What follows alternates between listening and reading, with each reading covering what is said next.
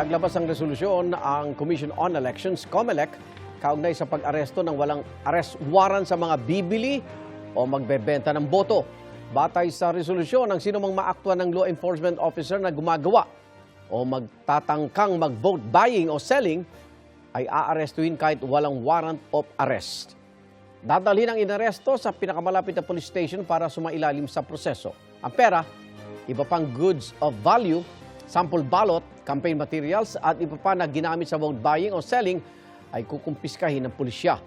Ayon sa COMELEC, bahagi ito ng pagpapalawak pa ng kapangyarihan ng Committee on Kontrabigay na magbabantay sa vote buying at vote selling sa eleksyon.